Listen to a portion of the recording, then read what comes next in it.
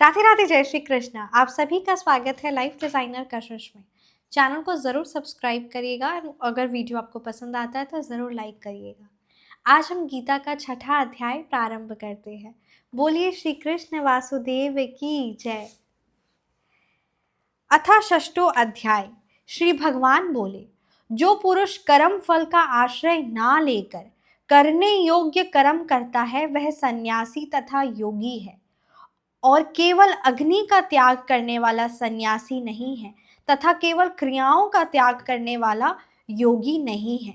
जो पुरुष कर्म फल का आश्रय ना लेकर, यानी जो इंसान या जो भी है ना पुरुष है, वो कर्म फल क्या है उसका आश्रय ना लेकर सिर्फ करने योग्य कर्म करता है, वही सन्यासी और योगी है। बोलिए श्री कृष्ण नारायण वासुदेव की जय। हे अर्जुन, जिसको सन्यास ऐसा कहते हैं उसी को तू योग जान, क्योंकि संकल्पों का त्याग ना करने वाला कोई भी पुरुष योगी नहीं होता है। योग में आरूढ़ होने के इच्छा वाले मननशील पुरुष के लिए योग की प्राप्ति में निष्काम भाव से कर्म करना ही हेतु कहा जाता है, और योगारूढ़ हो जाने पर उस योगारूढ़ पुरुष को जो सर्व संकल्पों का अभाव है वही कल्याण में हेतु कहा जाता है। जिस काल में ना तो इंद्रियों के भोगों में और ना कर्मों में ही आसक्त होता है, उस काल में सर्व संकल्पों के त्यागी पुरुष योगारूढ़ कहा जाता है। बोलिए श्री कृष्ण नारायण वासुदेव की जय। अपने द्वारा अपना संसार समुद्र से उद्धार करे और अपने को अधिगोति में ना डाले, क्योंकि यह मनुष्य आप ही तो अपना मित्र है और आप ही अपना शत्रु है। यानी हम सब अपने ही बहुत बड़े है ना वेल विशर, मोटिवेटर, अपने ही सबसे बड़े फ्रेंड है, और हम ही अपने सबसे बड़े दुश्मन भी है। अगर कोई हमें हरा सकता है तो वो सिवाय हमारे और कोई नहीं है जो हमें हरा सकता है, और अगर कोई हमें विजय बना सकता है तो वो भी हमारे सिवा कोई नहीं है जो हमें विजय बना सकता है।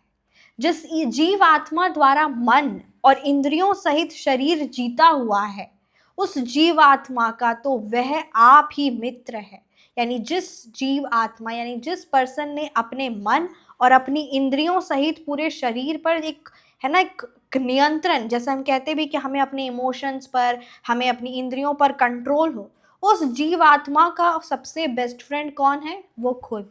और जिसके द्वारा मन तथा इंद्रियों सहित शरीर नहीं जीता गया है उसके लिए वह आप ही शत्रु के सदृश शत्रुता में बरतता है। यानी उसके लिए वो शत्रु अपने आप ही, वो शत्रु के जैसे, फॉर एग्जाम्पल ओवर थिंकिंग हो, मोह हो, माया हो, मतलब मोह हो किसी चीज़ का, बहुत ज़्यादा एकदम आसक्ति हो, तो ये असल मायने में जिस भी पर्सन को है वो सबसे ज़्यादा दुख उसे वही चीज़ पहुंचा रही है। कोई उसे शत्रु दुख नहीं पहुंचा सकता, बट उसके अंदर की अगर किसी पर्सन को लेकर, किसी चीज़ को लेकर गहरी आसक्ति है ना, उस चीज़ से गहरा अटैचमेंट है और वो उसके दुख का, पीड़ा का कारण बन रहा है, तो जो उसे दुख दे रहा है हाई लेवल का, वो उसे कोई शत्रु नहीं दे रहा, वो उसके खुद ही के इमोशंस पर, खुद ही के मन पर, खुद ही की इंद्रियों पर उसका कंट्रोल नहीं है। इसीलिए वही उसके शत्रुता जैसा वर्ताव, बिहेवियर भी वो खुद ही के साथ कब कर ले रहा है, क्या हो रहा है, उसे कोई अंदाजा नहीं है। सर्दी गर्मी और सुख दुख आदि में तथा मान और अपमान में जिसका अंतःकरण की वृत्तियां भली भांति शांत है, ऐसा स्वाधीन आत्मा वाला पुरुष के ज्ञान में सच्चिदानंद घन परमात्मा सम्यक प्रकार से स्थित है। अर्थात उसके ज्ञान में परमात्मा के सिवा अन्य कुछ है ही नहीं। बोलिए श्री कृष्ण नारायण वासुदेव की जय। जिसका अंतःकरण ज्ञान विज्ञान से तृप्त है, जिसकी स्थिति विकार रहित है, जिसकी इंद्रियां भली भांति जीती हुई है, और जिसके लिए मिट्टी, पत्थर और स्वर्ण समान है, यानी सोना हो, मिट्टी हो, पत्थर हो, पित्तल हो, सब कुछ उसके लिए समान है, वह योगी युक्त अर्थात भगवत प्राप्त है ऐसा कहा जाता है। यानी उससे भगवत प्राप्ति हो चुकी है, वह भगवत प्राप्त है। बोलिए श्री कृष्ण नारायण वासुदेव की जय। सुहद्र, मित्र, वैरी, उदासीन, मध्यस्थ, द्वेष्य और बंधुगणों में, धर्मात्माओं में और पापियों में भी समान भाव रखने वाला अत्यंत श्रेष्ठ है। बोलिए श्री कृष्ण नारायण वासुदेव की जय। मन और इंद्रियों सहित शरीर को वश में रखने वाला, आशा रहित और संग्रह रहित, यानी जिसे किसी चीज को संग्रह नहीं करना, जिसे किसी चीज को आशा नहीं है, आशा रहित है, संग्रह रहित है, योगी अकेला ही एकांत स्थान में स्थित होकर आत्मा को निरंतर परमात्मा में लगावे।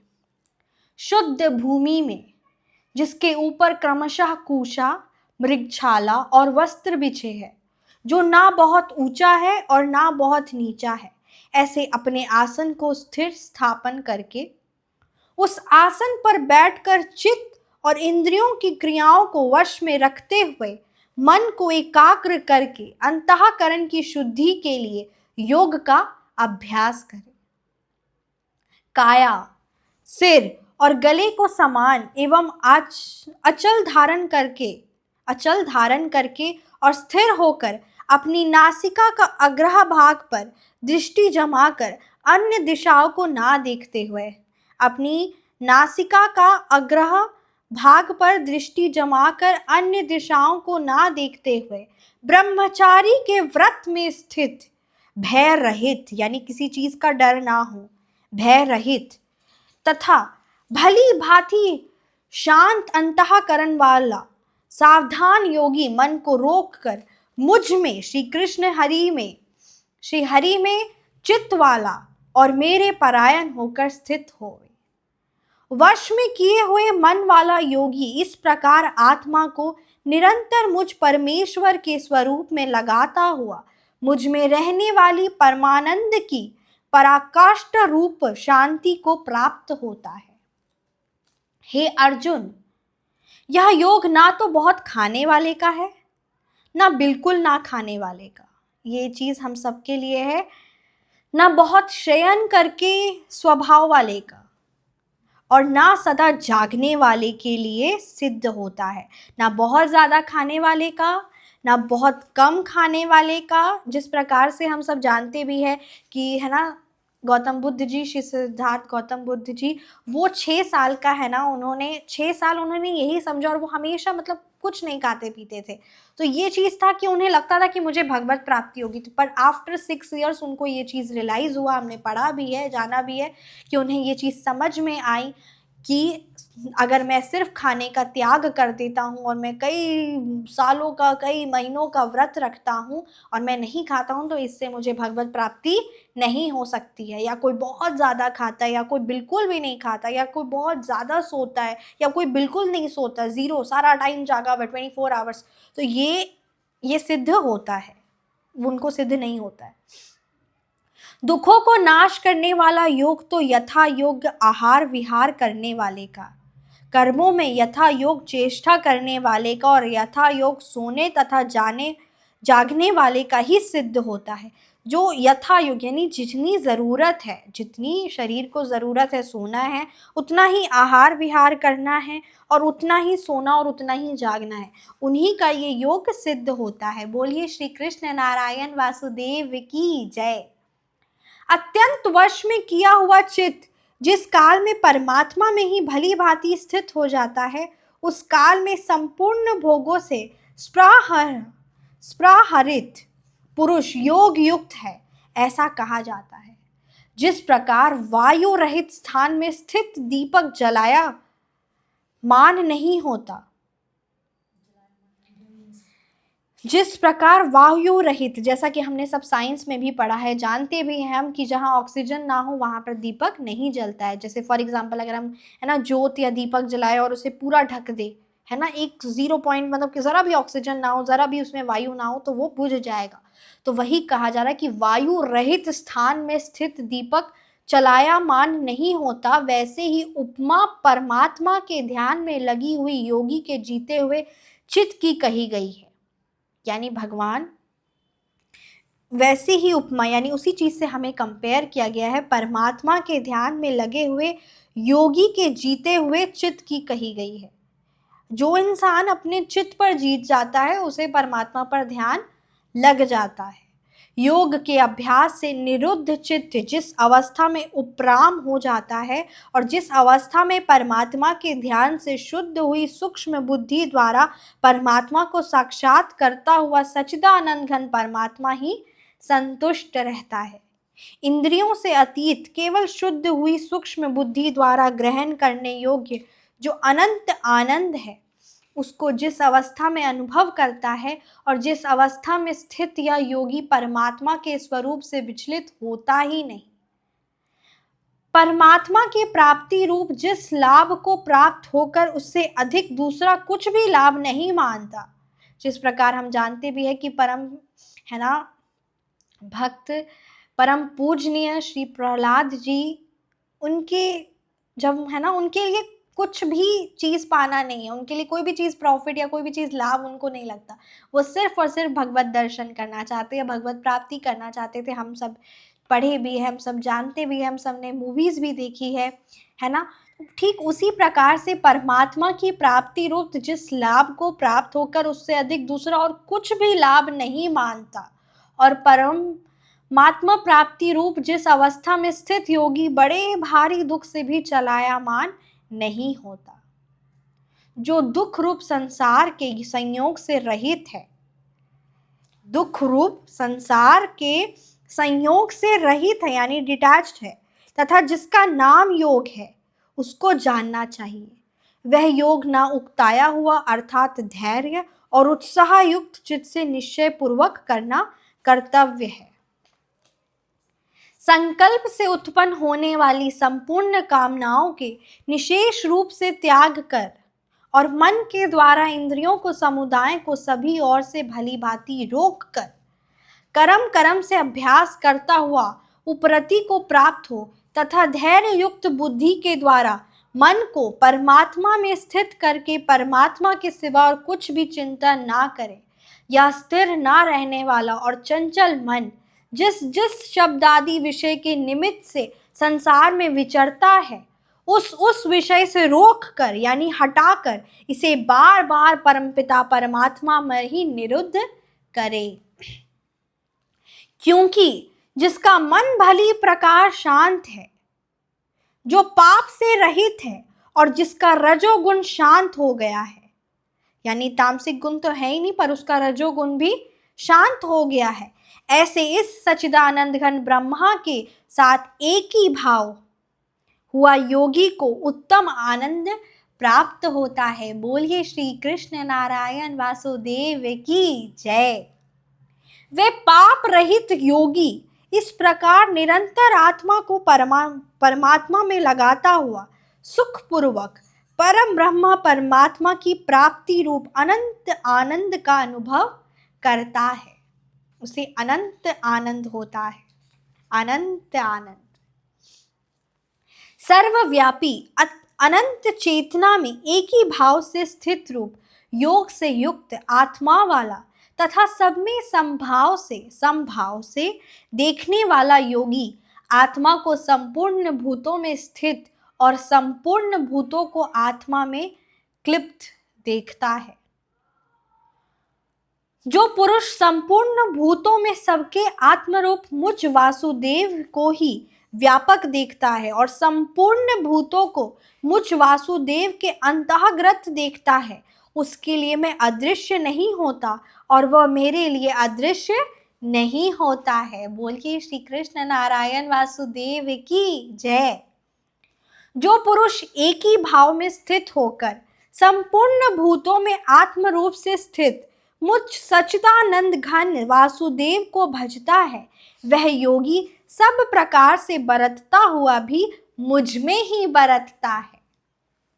हे अर्जुन, जो योगी अपनी भांति संपूर्ण भूतों में सम देखता है और सुख अथवा दुख को भी सब में सम देखता है, वह योगी परम श्रेष्ठ माना गया है। अर्जुन बोले, हे मधुसूदन, जो यह योग अपने संभाव से कहा है, मन के चंचल होने से मैं इसकी नित्य स्थिति को नहीं देखता हूँ, क्योंकि हे कृष्ण, यह मन बड़ा चंचल प्रमथन स्वभाव वाला प्रमथन स्वभाव वाला, बड़ा दृढ़ और बलवान है। इसीलिए उसका वश में करने में वायु को रोकने की भांति अत्यंत दुष्कर मानता हूं।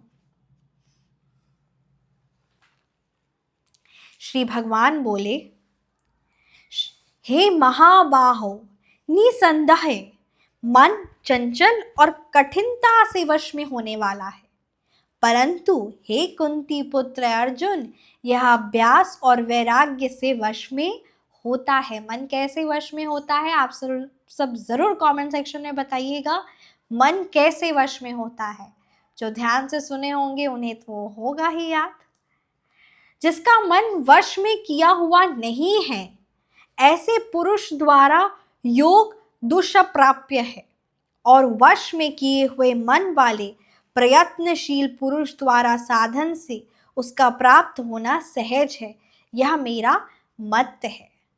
अर्जुन बोले, हे कृष्ण, जो योग में श्रद्धा रखने वाला है किंतु संयमी नहीं है, यानी उससे कंट्रोल नहीं है, इस कारण जिसका मन अंतः काल में योग से विचलित हो गया है, ऐसा साधक योग की सिद्धि को अर्थात भगवत साक्षात्कार को ना प्राप्त होकर किस गति को प्राप्त होता है? हे महाबाहो, क्या वह भगवत प्राप्ति के मार्ग में मोहित और आश्रय रहित पुरुष छिन्न भिन्न बादल की भांति दोनों ओर से भ्रष्ट होकर नष्ट तो नहीं हो जाता, जिस प्रकार बादल है ना नष्ट हो जाते हैं? हे श्री कृष्ण, मेरे इस संशय को संपूर्ण रूप से छेदन करने के लिए आप ही योग्य है, क्योंकि आपके सिवा दूसरा इस संशय का छेदन करने वाला मिलना संभव नहीं है। श्री भगवान बोले, हे पार्थ, उस पुरुष का ना तो इस लोक में नाश होता है और ना परलोक में ही, है ना, जिसका मन मतलब जो योग में तो श्रद्धा रखता है पर संयमी नहीं है, जिस पे कंट्रोल नहीं होता है, और कभी कभार ऐसा हो सकता है कि वो योग से विचलित हो जाए। तो उसके लिए श्री कृष्ण जी हमें बताते हैं कि उस पुरुष का ना तो इस लोक में नाश होगा और ना परलोक में, क्योंकि हे प्यारे, आत्मद्वारा के लिए अर्थात भगवत प्राप्ति के लिए कर्म करने वाला कोई भी मनुष्य दुर्गति को प्राप्त नहीं होता है। बोलिए श्री कृष्ण नारायण वासुदेव की जय। योग भ्रष्ट पुरुष पुण्यवानों के लोकों को अर्थात स्वर्ग आदि उत्तम लोकों को प्राप्त होता है। यानी ऐसा नहीं है कि उस नष्ट हो गया, क्या उसी की है ना दशा बादलों की तरह हुई, नहीं, उसे स्वर्ग आदि उत्तम लोकों का प्राप्त होकर उनमें बहुत वर्षों तक निवास करके फिर शुद्ध आचरण वाले श्रीमान पुरुषों के घर में जन्म लेता है पृथ्वी लोक पे। अथवा वैराग्यवन पुरुष उन लोकों में ना जाकर ज्ञानवान योगियों के ही कुल में जन्म लेता है। यानी जो ज्ञानवान है उन्हीं योगियों के ही कुल में उसका जन्म होता है कई वर्षों तक स्वर्ग में निवास करने के पश्चात। परंतु इस प्रकार का जो यह जन्म है सो संसार में निसंदेह ही अत्यंत दुर्लभ है। यानी ये भी चीज़ सबके लिए पॉसिबल नहीं है, तो ये भी श्रेष्ठ है। और कई वर्षों तक स्वर्ग आदि में, है ना, जो मतलब भगवत जो स्पिरिचुअल जर्नी में है, आध्यात्मिक जर्नी में है, पर उसे भगवत प्राप्ति नहीं हो पाई या उसका मन उसका संयम नहीं हो पाया, उनके लिए हमें श्री कृष्ण जी बताते हैं। और ये भी दुर्लभ है, अत्यंत दुर्लभ है, यानी पॉसिबल नहीं है, नेक्स्ट टू इम्पॉसिबल है कि ज्ञानवान योगियों के ही कुल में जन्म लेना। वहाँ उस पहले शरीर में संग्रह हुए बुद्धि संयोग का अर्थात समबुद्धि रूप योग के संस्कारों का अनायास ही प्राप्त हो जाता है। और हे करुनंदन, उसके प्रभाव से वह फिर परमात्मा की प्राप्ति रूप सिद्धि के लिए पहले से भी बढ़कर प्रयत्न करता है। यानी उसे वो है ना उस शरीर में, उस नए शरीर में उसे सब कुछ जीरो से स्टार्ट नहीं करना होता है ना, सब कुछ उसे ज्ञान होता है